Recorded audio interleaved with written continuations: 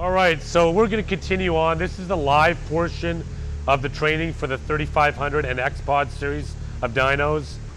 Today we have a 2020 Mustang GT 5-liter Coyote engine.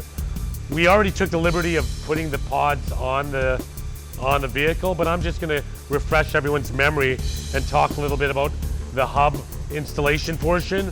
This is a blank hub, as you can see, drilled out. This is a 5-lug pattern. The one thing that's very important is that after you remove the wheels, obviously jack up the car first, remove the wheels, make sure the surface, the back surfaces of the hub and the surface of the vehicle on the disc are very, very clean. Wipe them with a clean solvent and a rag. Put the hub on in the correct position, and you have to use 60-degree acorn lug nuts. Most vehicles have them in North America. Some European vehicles do not. Some vehicles may have wheels that are hub-centric, and if that's the case, you always will have to go purchase a set of 60-degree nuts or spacers if the vehicle takes bolts. So, as you can see here in this hub, they are cut at 60 degrees, and this is a 60-degree acorn nut. When I position this on the vehicle and tighten them, they will self-center the hub in place. Another quick tip is use WD-40 and put a light coat on the surfaces of the hub surface and of the lug nut, and evenly tighten and then torque to the same specification of the wheels. Once that is done, roll the pods into place, bolt them to the hub adapters on either side, and pull out the leveling feet. They're not really leveling feet, they're called stabilizer feet, which is already done in this case on the front of the units, going towards the front of the vehicle. This vehicle has independent rear suspension. In that case, it is advantageous to use 2 jacks. If it was solid axle like old Fox body Mustangs, you would be using 1 jack under the center of the axle, right under the diff. The reason why you leave the jacks in place is because you do not want the vehicle mass to rest on the output bearing of the hubs. If they do, that will cause a little bit of drag and will affect the horsepower readings slightly. So it's a good idea to leave the jacks in place. Once that is done, power up to each pod. I'm going to take the cable here. This is a 240 volt cable. Anything from 208 to 246 volts AC will work. In this case, with 3,500 pods, each unit requires 20 to 21 amps. So I'm just going to go ahead and plug this in.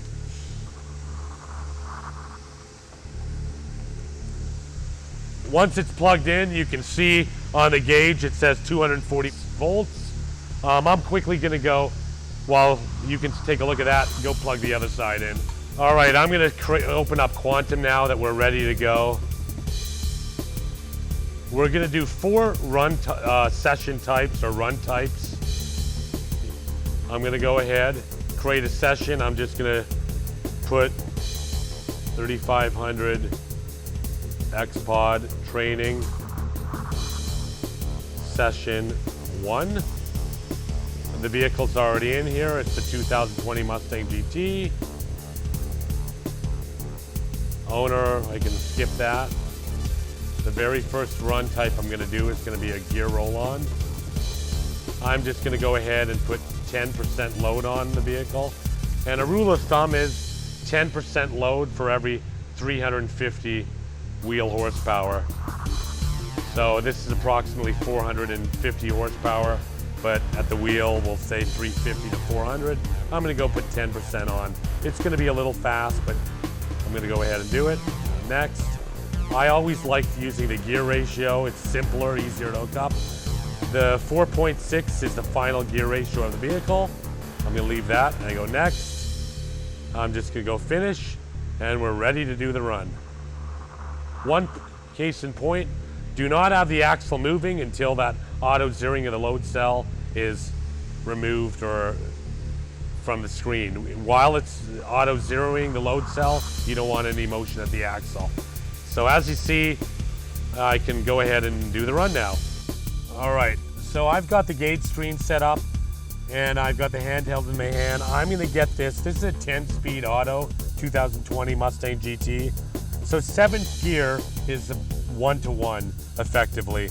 So when I get this vehicle in 7th gear, at around 2,000 or 2,500 RPM, I'm gonna press the go button, and then I'm gonna accelerate to maximum RPM, which is around 7,000 RPM on this vehicle, and I'll hit the go button again to end the run. Every run type is done exactly the same way, with the exception of the PAU ramp test. The PAU ramp test, when I press the go button, it's gonna hold the vehicle at a constant speed, whatever speed that is, when I press the go button, for a period of time. And when I do the ramp test, we can see that. So right now we're just doing a basic 10% load of a roll-on type run. So I'm gonna get in 7th gear at around 2,000 RPM or 2,500. Somewhere after the torque converter locks up, I'll press the go button.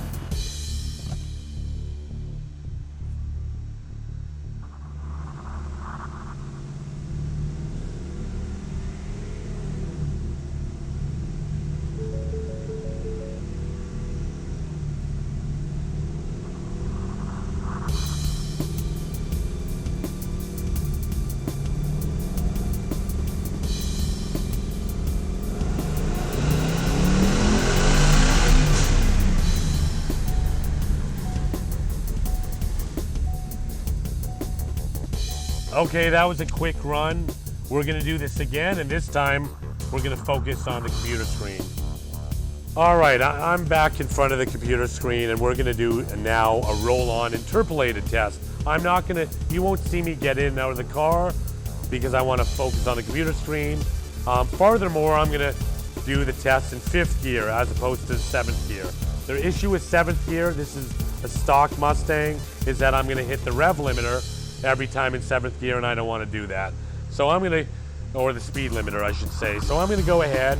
I know this vehicle is in the 250 to 499 horsepower range, which I'm gonna select. It will automatically fill in the data for me. And I just go next. Again, we're doing gear ratio, 4.6, next. And I finish this. Again, it's gonna auto zero the load cell. When that's done, I can start motion. So while you're focused on this screen, I'm gonna run around, get in the vehicle, and do the run.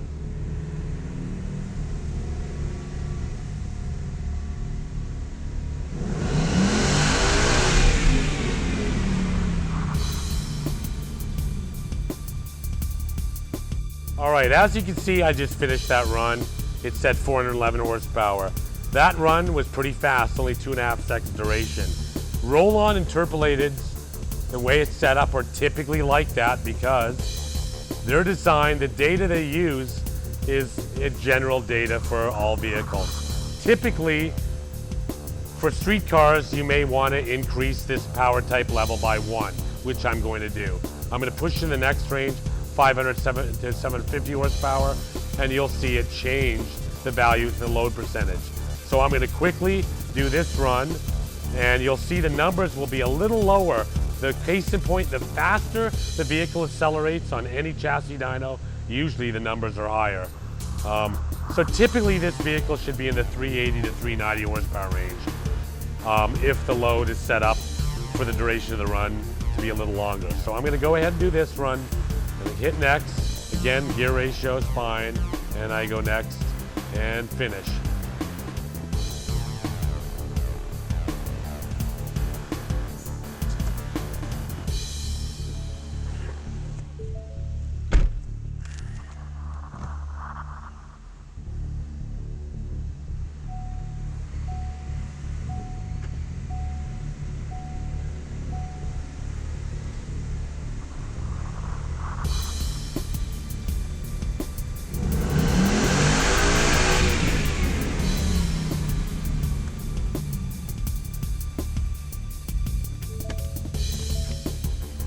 Okay, that was a little bit longer, but not by much. The duration doesn't show it being longer, but if I look at the run data by changing the axis of time, you can see I started a little earlier, and it might have been a quarter second longer.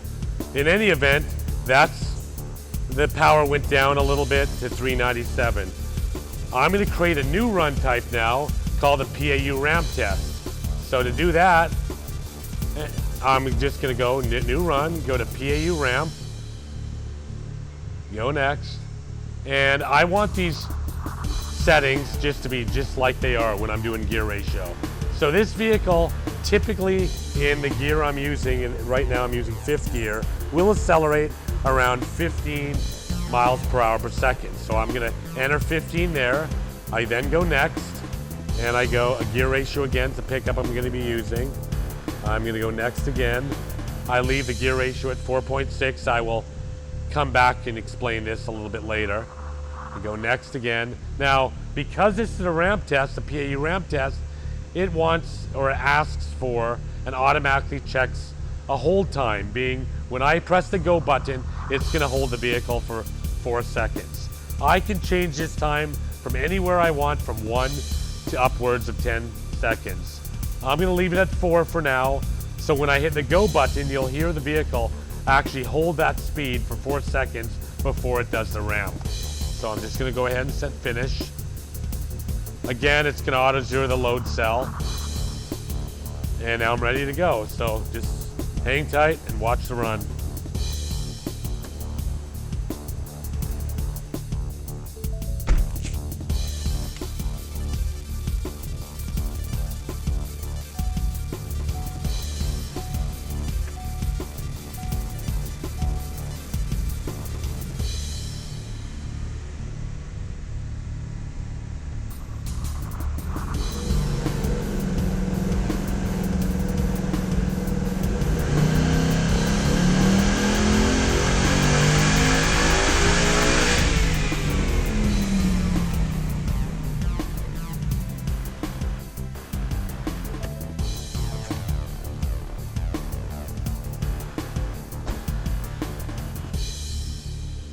All right, as you can see, I'm gonna change the axes back to engine RPM. And I'm gonna hide some of the other runs types because they're a different run type. You'll notice on the type, it tells you under the column type in the run info bar, it says roll on, and then PR for a program, PAU ramp test. The horsepower figures drop a little bit. 2 reasons for that. The run duration is much longer. Therefore, the power is going to drop because the vehicle is accelerating slightly lower at, in this case, 15 miles per hour per second at a constant acceleration rate. But also, it's 104 degrees today in Texas, so it's very hot.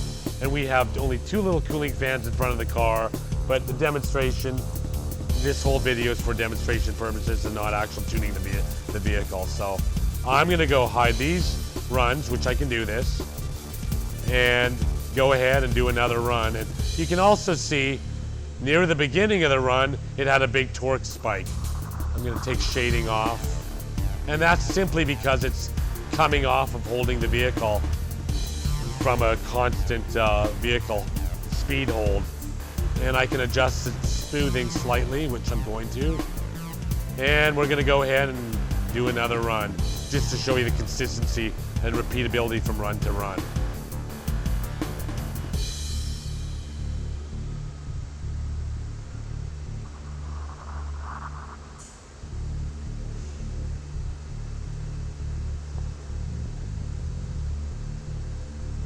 We're gonna leave everything else the same. 15 miles per hour per second, gear ratio, 4 second hold time.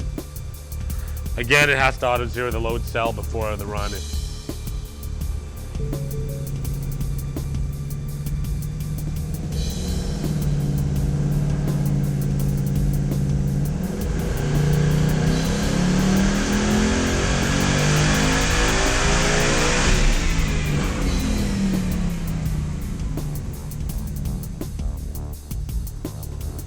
Okay, I just finished my final run for my ramp test. Again, let's look at compare the figures of just the ramp runs. The roll-on runs, as you can see, were quite a bit higher horsepower. That is because it's a different run type and the runs are so short. The longer the run type, the lower the horsepower usually will be. There is no standard for chassis or hub dynos with the SAE or any engineering governing body. Therefore, the main point of a chassis or hub dyno is consistency, repeatability, and uses as a measuring stick. So I just removed all the roll-on runs, and we were left with the 1, 2, 3, 4, 5 ramp runs. As you can see, the times are between 11.3 and 12 seconds. Now, part of the time, remember, is that 4-second hold. So if you subtract 4 seconds from any one of these, the typical run type time is 8 seconds. So let me explain a little bit of a hump at the beginning of the run. Part of that is because when a vehicle comes off of holding it at a constant speed test, which it's effectively doing because that 4-second hold time, it's gonna have a big torque drop because it's holding, using a lot of load to hold the vehicle at a constant speed, and then it releases. So you kind of see that spring effect. The second issue is with version 6.2 and higher of the firmware, which is now what we're using, we have 2 PID loops controlling the ramp. The reason why there's 2 is because in some cases, vehicles over 3,000 or 3,500 horsepower that are boosted or nitrous that have a big kick in horsepower, suddenly we want to make sure that the PID loop can respond fast enough. So that is kind of why you hear a little bit of a pause about a second into the run. It's just for the PID loop, control loop to readjust. In any event, you can see the runs almost overlay perfectly, except that blue line run, which I kept my foot into it probably longer than I should. But all the runs, 366.3, 365, 365, 367, and then that one anomaly of 381, which could be because I paused, stopped the vehicle, started it again, and again held my foot into it a little longer. So that is how, at the end of the ramp test, I'm gonna go ahead and do now a VRS test. VRS stands for Virtual Road Simulation. And usually I don't add these different run types all in a session, but I'm doing it for training purposes only. So I'm gonna go here, go new run, and I'm gonna go Virtual Road Simulation, and I go next. And I'm gonna use the vehicle dynamic coefficients. This is what was pulled from the database based on this car. And for a hub dynos, for anything in this case 6.7, this VRS coefficient factor should be 2 or around 2. By the way, you can set that for 2 every run in the defaults, but in this case it wasn't set. So I'm gonna leave that at 2. I'm gonna go next. I'm gonna keep gear ratio pickup because it's easy to use. Again, since this is VRS, basically mimicking how this vehicle would perform on the real road, I don't need to have a hold time or anything. I go finish. Again, it will auto zero the load cell, and I'll go and do the run. In this case, I'm always doing 5th gear now.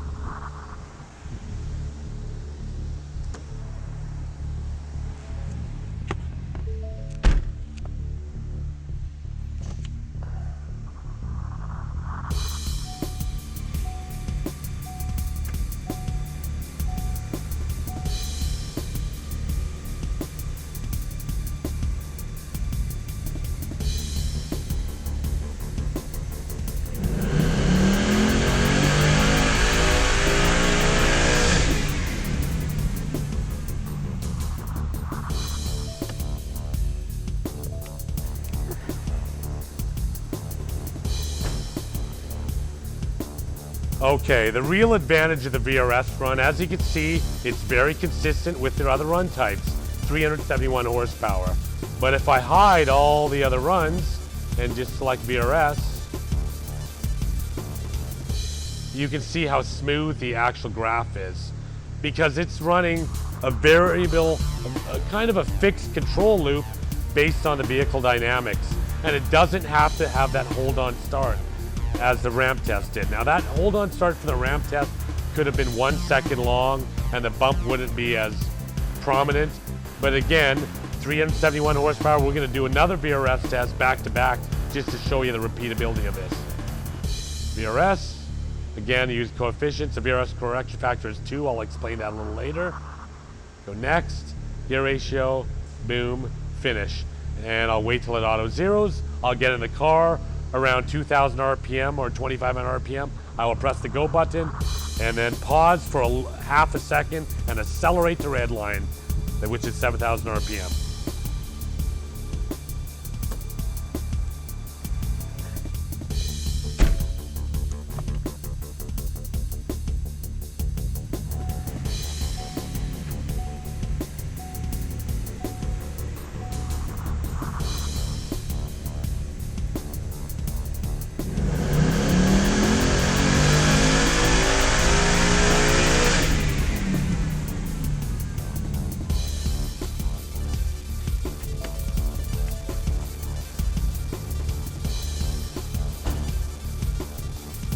Okay, I just got out of the vehicle. As you can see, that run was 366 horsepower roughly. I'm gonna go ahead and do a third run.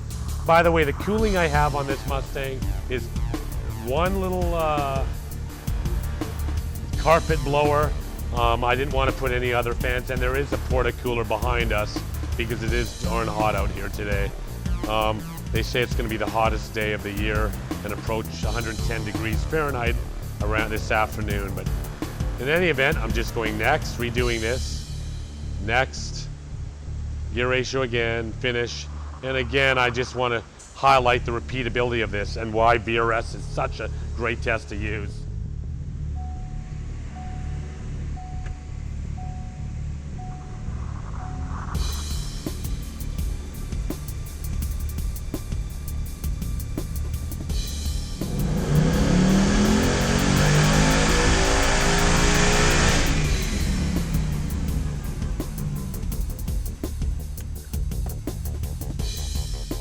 Okay, well that was the final run.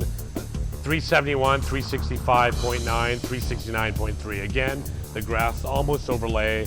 And just to show you when all these runs were done, you can see I started the runs at 11:07 today and ended them at 11:33. Those VRS runs were almost back to back within a minute or two separation. And the ramp runs were kind of the same. So again, if you look at the repeatability, it's pretty darn there. And the duration of the VRS runs, if you look at that, 5.7, 6, 6. I mean, they're almost identical.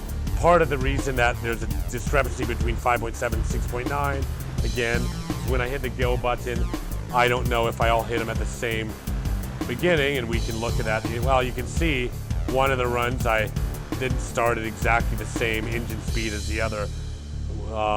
Two of them started at about 2250 and the other one 2500.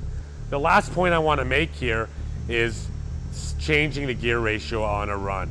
Let's say that 4.6 gear ratio number was incorrect, and I actually made this car rev to 8,000 RPM, which I didn't, by the way. But I can go ahead, right-click one of the runs, go edit run, and change that gear ratio, which is the RPM over speed ratio.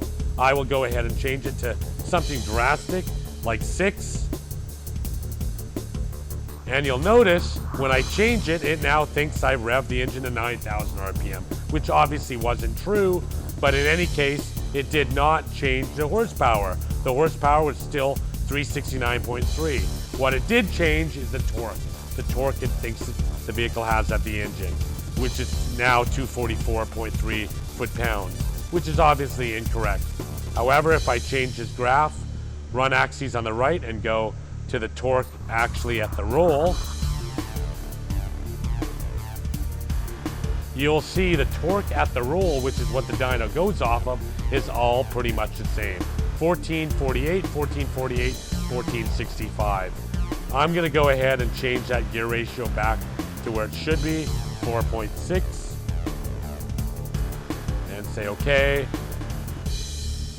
Again, it doesn't change any of this, but if I change this, it now makes that run stop at around 6,900 RPM. I'll change this back to the torque at the engine, and now it's back to around 315 to 320-ish. All right, so we just came back for lunch. As you see, it's 12:55. The last VRS run we made was at 11:33. So I'm gonna start the car, warm it up a little bit, and then do one more VRS run just to show you the repeatability.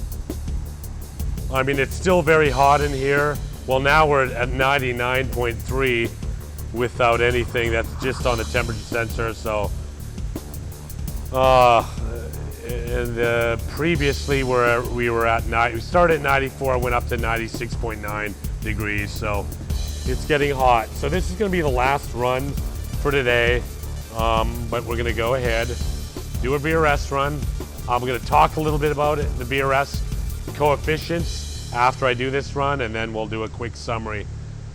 So I go here. I want to use the ABC coefficients. They're recommended. VRS correction factor should be 2 for anything from 6.2 to 6 and higher in firmware. I will go next. Gear ratio will be 4.6 as was before. Finish. It's auto zeroing. I'll do the run. I'll come back, go over a few more things, and that will be it.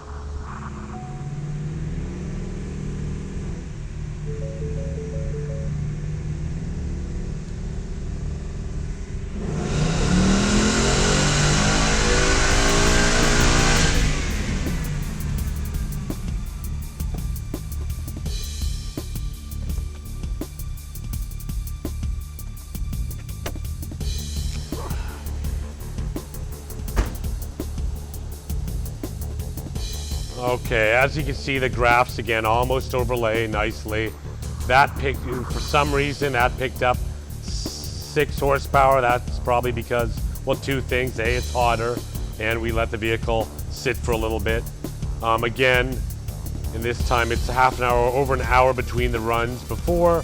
But again, you can see the repeatability in VRS. And the advantage of VRS, again, over ramp or anything else, is that it simulates how the vehicle actually performs on the street or the track. I can go in here and change the base defaults for that up in the test default parameters. And as you see, VRS correction factor at 2. Once you change that and set it up, and it should be at 2, you should leave it alone. There's no need to change it. The only other thing that I'd like to point out is there's something called the VRS power compensation. This is just more of a scaler. Should be set at 1. If I changed it to like 1.10, all it does is effectively increase all the horsepower numbers by 10%. And the only reason you'd want to do that is to make the runs of that from that run type match the other kind of runs. But I would really suggest leaving it at 1. So that's VRS. In summarize, the 3 types of run types that pods should use commonly are the roll-on type and using interpolated, the ramp type, which is PAU ramp or PR, and VRS. Again, VRS is the recommended run type to use. However, before 6.2, we never had VRS out of beta fashion on the pods. So everyone was using the roll-on interpolated run type. But in any event, those are the 3 types of tests that are available. It's up to you to choose which one you'd like to use. You will get slightly different horsepower and power numbers between the 3. Again, that's because there is no standard for chassis or hub dynos from any engineering body such as the SAE. But again, if you look at the VRS numbers, they're all within the ballpark, very close to one another. And that will do it for the basic training of firmware 6.2 and higher for the 3500 pods and the X Pod series.